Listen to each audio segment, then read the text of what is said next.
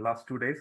I have been fascinated by this structure called cerebellum, and I'm extremely grateful to Professor Ture here. I think everyone in this room knows who Professor Ture is. You're not very far from Istanbul. First of all, to take me as a fellow, I mean, I honestly, I didn't have any big recommendations with me, but I really grateful for him to take me as a fellow first, and then to take me through this process of this study. I'm really grateful to him.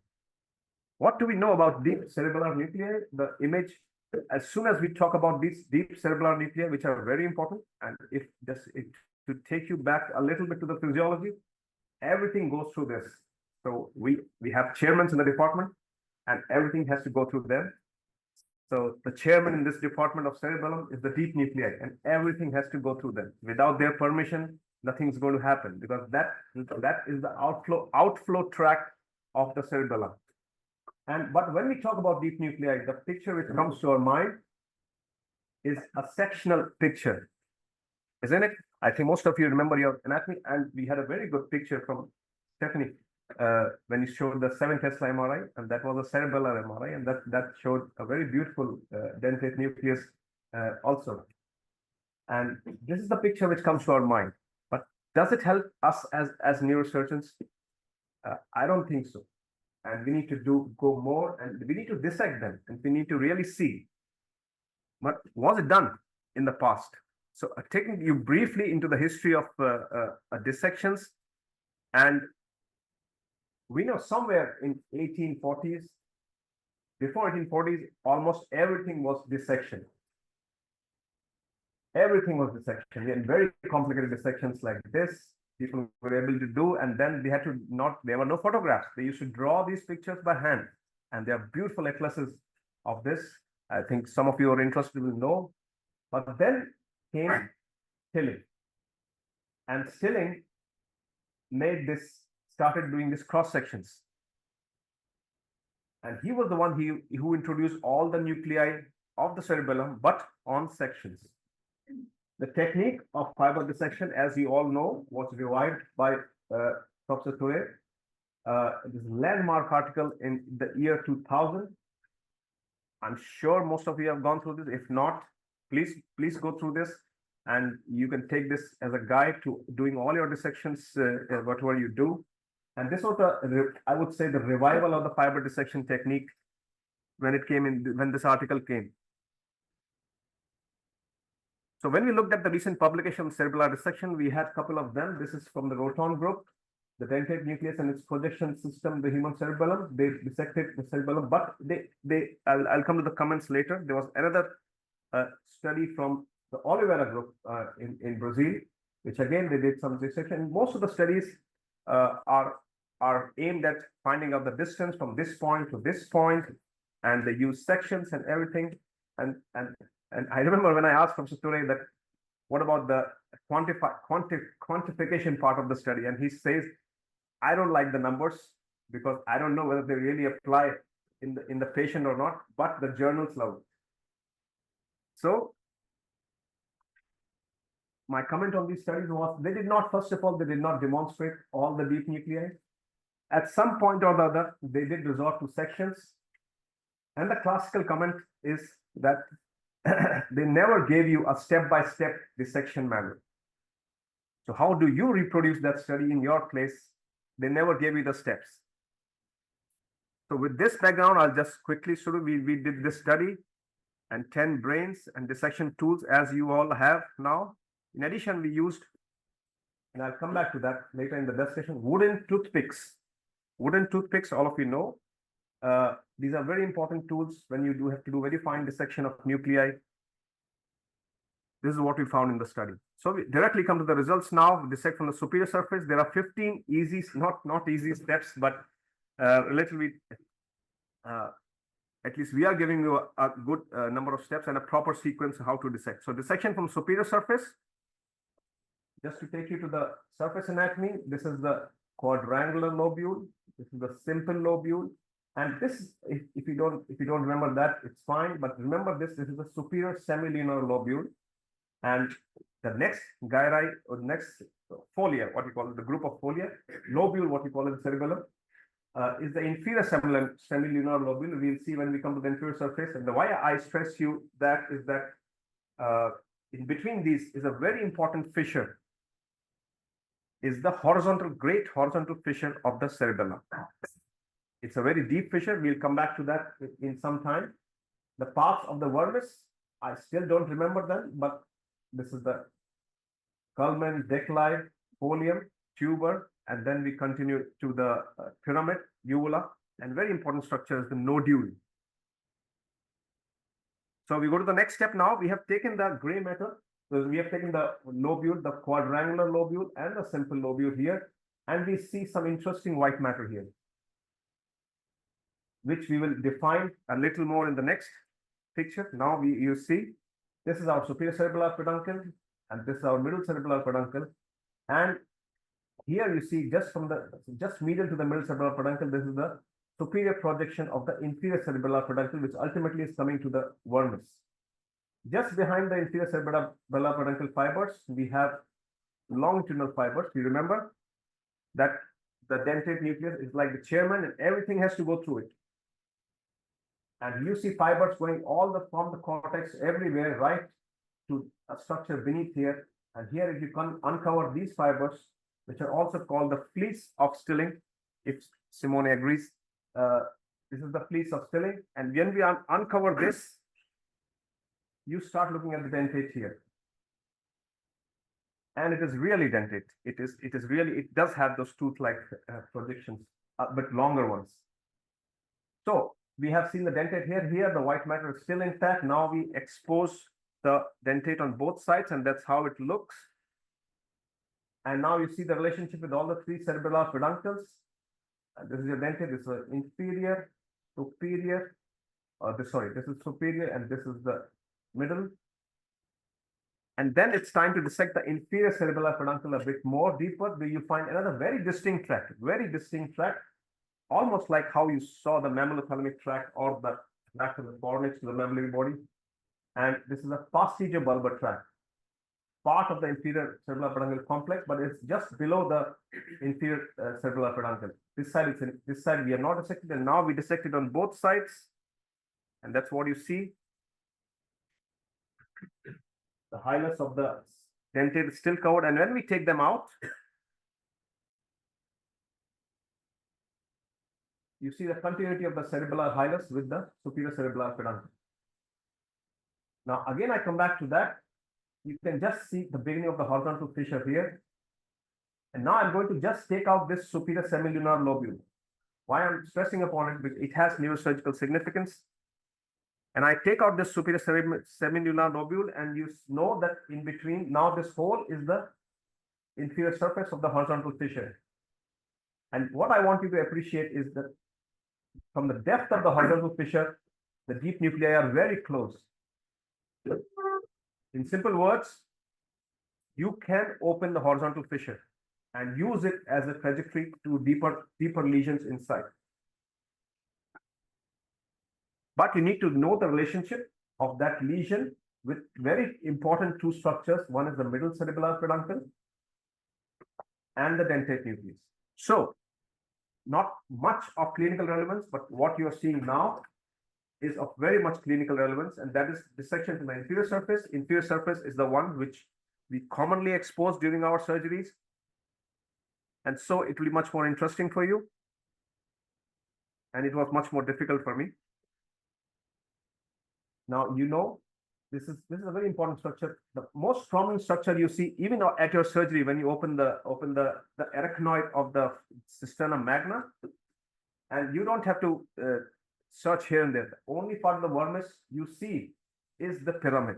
Remember, pyramid is a very, very important structure here. Tonsils are also quite obvious to all of us.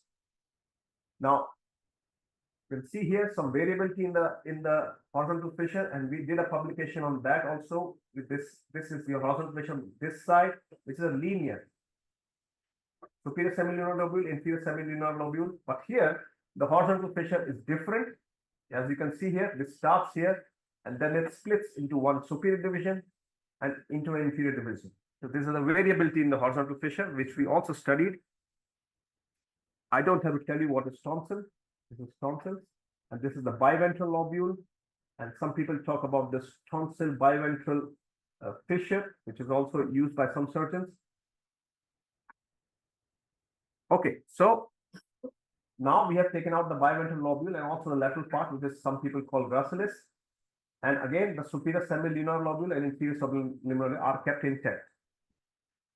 Now we see the very important structures, and I told you this is the most prominent part of vermis, which you see, which you don't have to search also, is the pyramid, a very important structure. And you can see the shape like a pyramid, and we'll see it more. But tonsil, we need to understand the relationship of tonsil to the deeper structures. And if you do understand that, it's going to be very helpful to you during all these surgeries.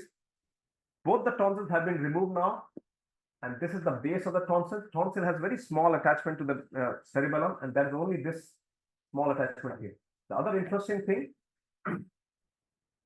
is you see there's a membrane here. I know you cannot appreciate, but you can see some vessels here. And these vessels are on a membrane, and that membrane is the inferior medullary velum.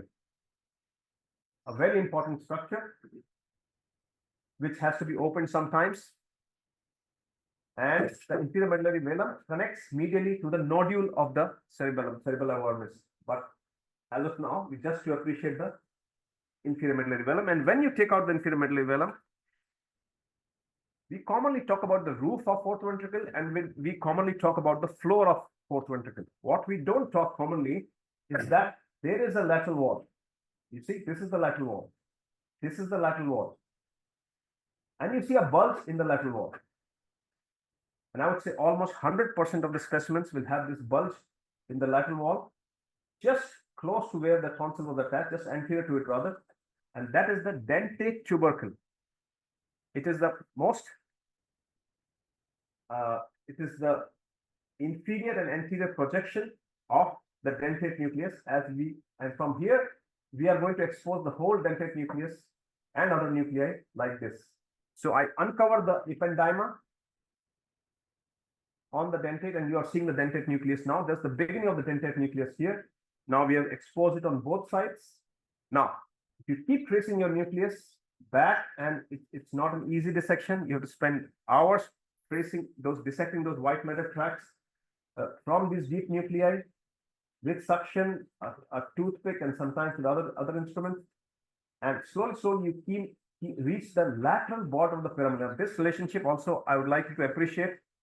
A lot of clinical relevance. A lot of you would be operating on cerebellar hematomas, hypertensive cerebellar hematomas, and this is my suggestion.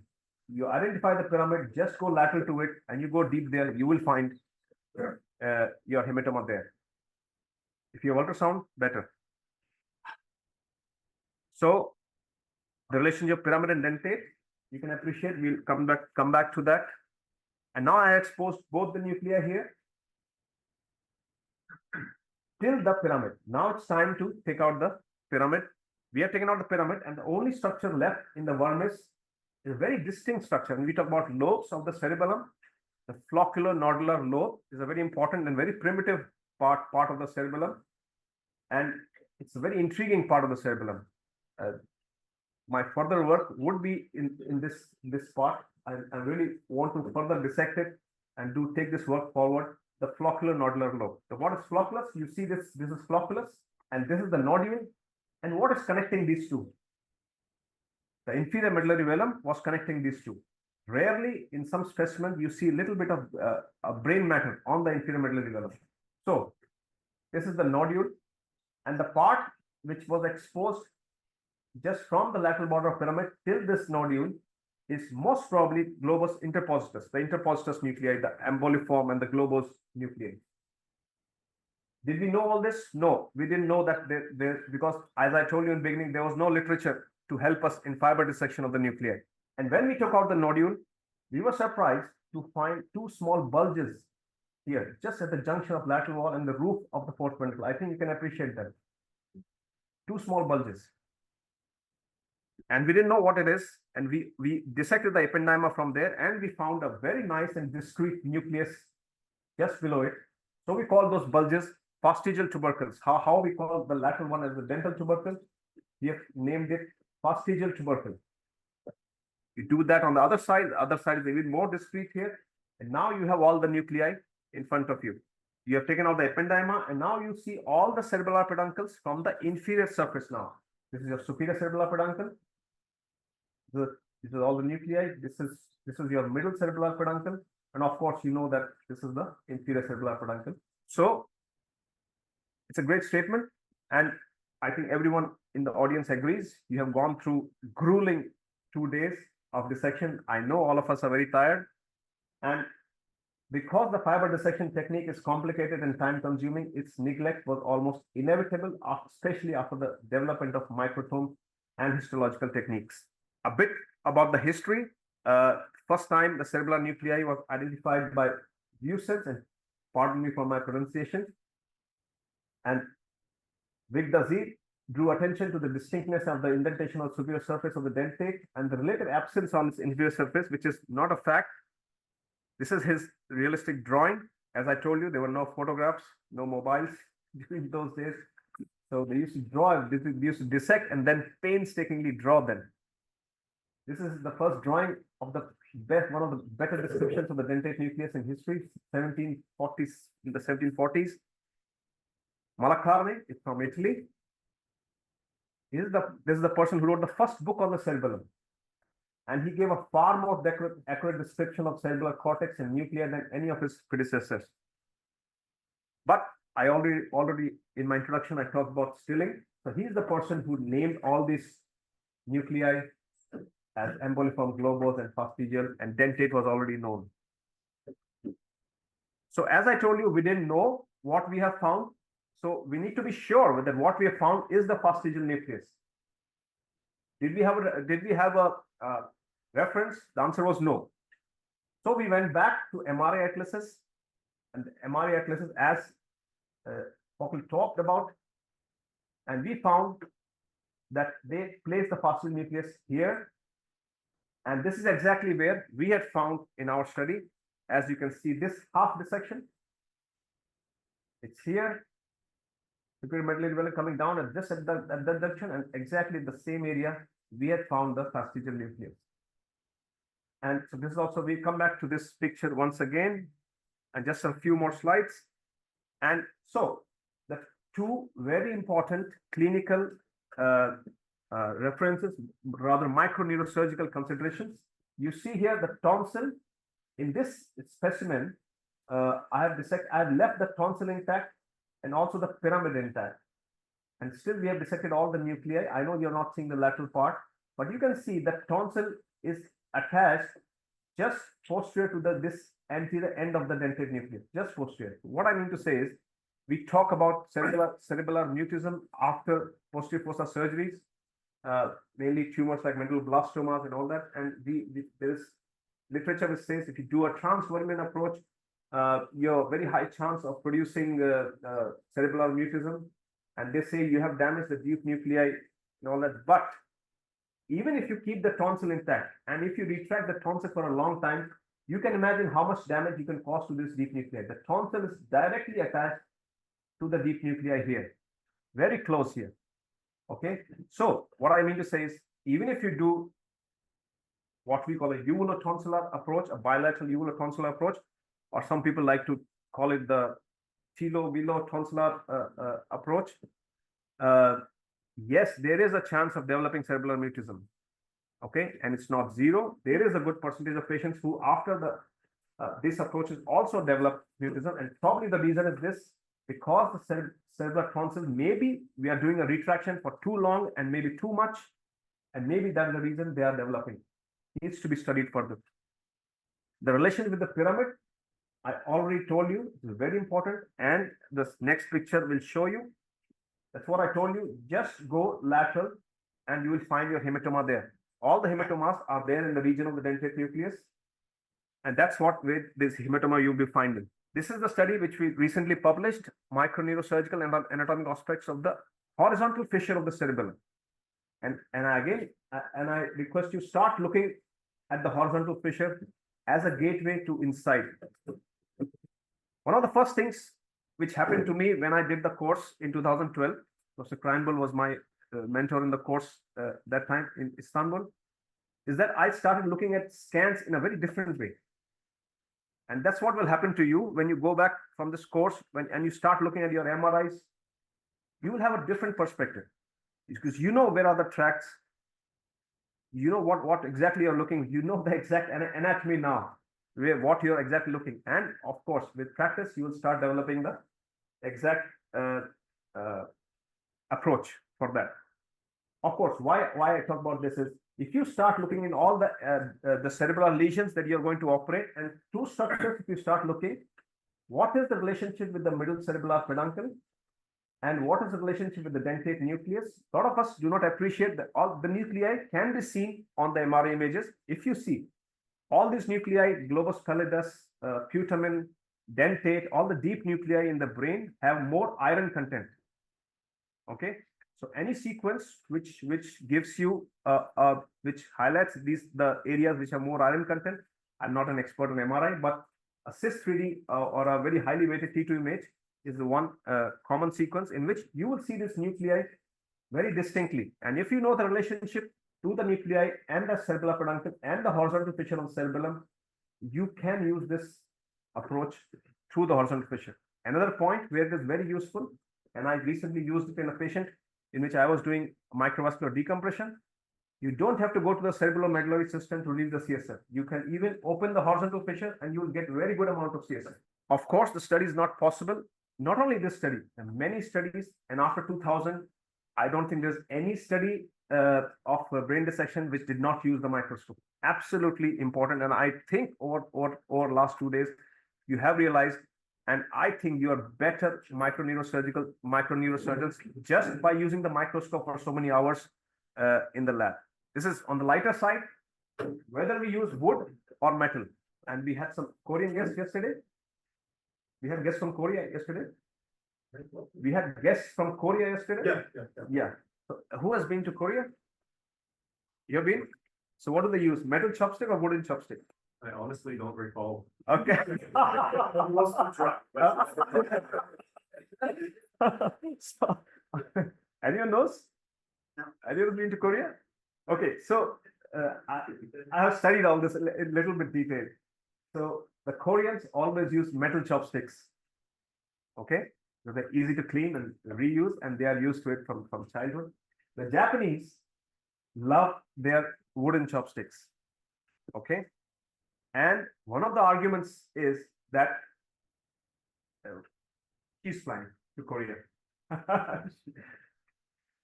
The Japanese love their wooden chopsticks.